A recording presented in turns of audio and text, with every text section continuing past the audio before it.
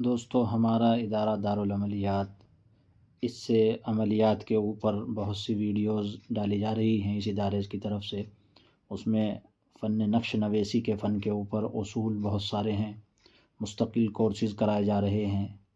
تو ایک بات اہم یہ بھی ہے کہ رجعت کسے کہتے ہیں، اس کے اوپر بھی ویڈیو ہم بنا چکے ہیں، اور رجعت کن کن لوگوں پر ہوتی ہے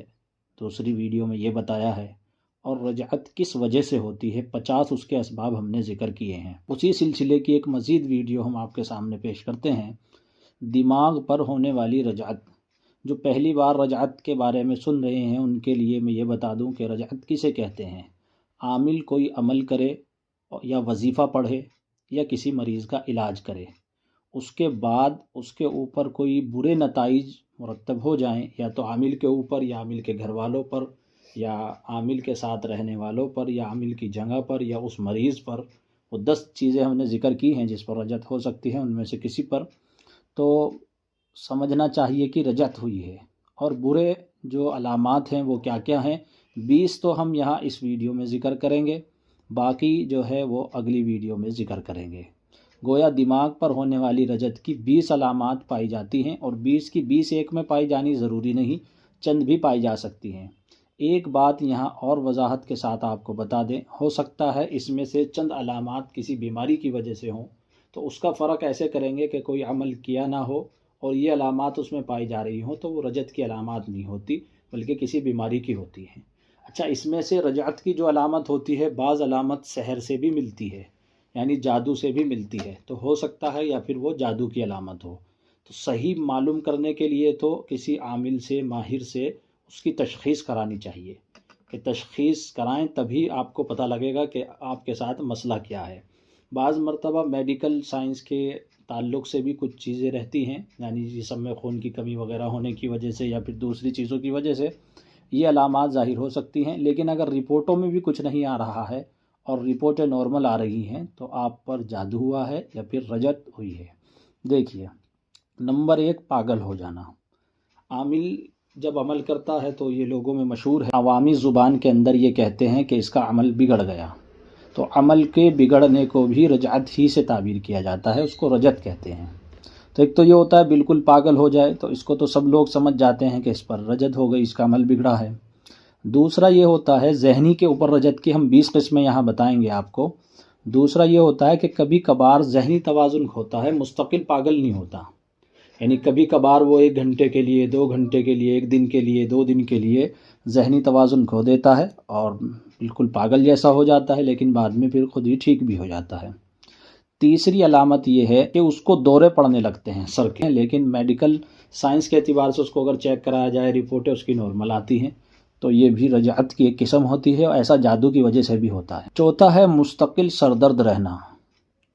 سر درد کی دوا کھائی، کچھ دیر کے لیے کم ہوا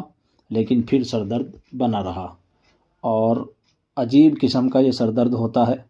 پورے سر کے اندر گھومتا ہے، کبھی کدھر کبھی کدھر۔ ایسا بھی ہو سکتا ہے کہ پورے سر میں ایک ساتھ درد ہو، اور ایسا بھی ہو سکتا ہے سر کے کسی الگ الگ حصے میں مسلسل درد رہتا رہے۔ پانچواں ہے دماغ کا کمزور ہو جانا۔ دماغی اعتبار سے وہ کمزور ہو جاتا ہے، یعنی جو نارمل انسان دماغ سے کام لے لیتا ہے، عام آدمی، ایسا وہ دماغ سے کام نہیں لے پاتا۔ یہ بھی دماغی رجعت کی ایک علامت ہوتی ہے۔ چھٹا ہے کسی بھی وقت چکر آ جانا یا کثرت سے چکر آنا، یعنی مسلسل چکر آتے ہوں تھوڑی تھوڑی دیر بعد، یا پھر ایک دم بیٹھے تھے جو جھٹکے سے اٹھے تو پھر چکر آ گئے، تو اس طریقے سے چکر آنا، اور کوئی میں نے جیسے کہ بتایا ہے کہ اس کی کوئی طبی وجہ بھی نہ مل رہی ہو کہ یہ جس وجہ سے ہو رہا ہے، تو ایک علامت بڑی یہ ہوتی ہے، یعنی پہ فرق کرنے کی کہ جسمانی بیماری کے اندر اور اس بیماری کے اندر۔ ساتواں ہے بے ہوشی طاری ہو جانا، یا تو بے ہوشی کبھی کبھار طاری ہونا، ہفتے 2 ہفتے میں، یا گھنٹے 2 گھنٹے بعد، یا مہینے 2 مہینے میں، یا پھر کبھی کسی خاص موقع پر۔ اگر اس کو بے ہوشی طاری ہوتی ہے اور کوئی بیماری بھی نہیں ہے تو پھر اس کو اپنا چیک اپ کرانا چاہیے۔ 8واں ہے گندے خیالات کثرت سے آنا، یعنی یہ سمجھیے کہ ذہن کے اندر بس گندے خیالات کی بھرمار رہنا۔ اکثر یہ والی رجعت ہو جاتی ہے، اور اکثر عاملین کو ہوتی ہے، جو بے پڑھے ہوتے ہیں، صرف کتاب سے تعویذ نقل کر دیتے ہیں، نیٹ سے دیکھ کر تعویذ نقل کر دیتے ہیں، چالوں کی انہیں معلوم نہیں ہوتی، سیدھی بھری جا رہی ہے یا الٹی بھری جا رہی ہے، یاد رہے کہ عام آدمی کو بھی کم سے کم اتنا شعور تو اپنے اندر رکھنا چاہیے کہ جس سے میں تعویذ لے رہا ہوں کیا یہ کچھ ماہر بھی ہے، کچھ پڑھا لکھا بھی ہے، تو تعویذ تو اس کا پھر کام کرے گا۔ بعض ایریوں میں ایسا ہوتا ہے، لوگ کہتے ہیں جس پلہ والے آتے ہیں اور یہ آتے ہیں اور پھر اس کے بعد وہ تعویذ بھی دینا شروع کر دیتا ہے اور پڑھا ہوا کچھ نہیں ہوتا، تو تعویذ کے اندر وہ کیا لکھ رہا ہے کیا نہیں لکھ رہا ہے کچھ پتہ نہیں ہوتا۔ تو جو ایسے آدمی سے تعویذ لے اس کو بھی نقصان ہو سکتا ہے، اور جو دے رہا ہے اس کو تو مسلسل نقصان ہو ہی سکتا ہے۔ شہوت کا دماغ میں ہر وقت مسلط رہنا، یہ 9واں نمبر ہے۔ ہر وقت شہوت مسلط رہتی ہے اور وہ شہوت ہی کی طرف لگا رہتا ہے۔ 10واں ہے کہ نیند نہ آنا، رات کو اس کو نیند نہیں آتی، نہ دن میں آتی ہے، اور نیند کی گولی کھانے کے بعد بھی، اور خاص طور سے جو ہے آنکھیں اس کی کالی پڑتی چلی جاتی ہیں نیند کی کمی کی وجہ سے۔ 11 برے خواب کا کثرت سے آنا، برے خواب یعنی جس سے انسان ڈر جاتا ہے اور اس پر ایک وحشت طاری ہو جاتی ہے اور اس کا اثر دن بھر رہتا ہے، ایسے برے خواب، گوشت دیکھنا اور جو ہے انسانوں کو اس کے اندر کٹتے ہوئے دیکھنا، خون دیکھنا، جانوروں کو کثرت سے دیکھنا، اس طرح کے برے خواب آنا، یہ بھی دماغی رجت کی وجہ سے ہو سکتا ہے۔ 12 ہے بھول کثرت سے واقع ہونا، جب دماغ پر رجت ہوتی ہے تو یہ بھی دقت پیش آ جاتی ہے۔ ایک رجت کو تو ہم لوگ رجت سمجھتے ہیں جب آدمی بالکل پاگل ہو جائے، اس کے علاوہ جتنی رجت کی قسمیں ہیں ان کو عاملین سوچتے ہیں کہ یہ رجعت نہیں ہے، حالانکہ ایسا تو بہت کم ہوتا ہے کہ جب رجت بالکل اپنا پورا اثر دکھا دے تب جا کر عامل پاگل ہوتا ہے۔ کوئی چیز اٹھا کر ادھر سے ادھر رکھی، یہی بھول گئے کہ کہاں رکھی، ہر 5-10 منٹ میں جو ہے وہ اپنی چیزوں کو بھول جاتا ہے رکھ کر بھی، یا پھر کوئی بھی چیز جو معاملات کی ہوتی ہے وہ کثرت سے بھول واقع ہونا، یہ بھی رجعت کی ایک علامت ہے۔ 13واں نمبر کوئی بات بھی زیادہ لمبے وقت تک یاد نہ رہنا، کوئی بات یاد کی اس کو زیادہ لمبے ٹائم تک یاد ہی نہیں رہتی، بعض پھر جب یہ رجت بڑھتی ہے تو یہ وقفہ گھٹتا چلا جاتا ہے، پھر اسے گھنٹے 2 گھنٹے کی پہلے کی باتیں بھی یاد نہیں رہتی، پھر نتیجہ آخر یہ نکلتا ہے کہ اس کی یادداشت بالکل جاتی رہتی ہے۔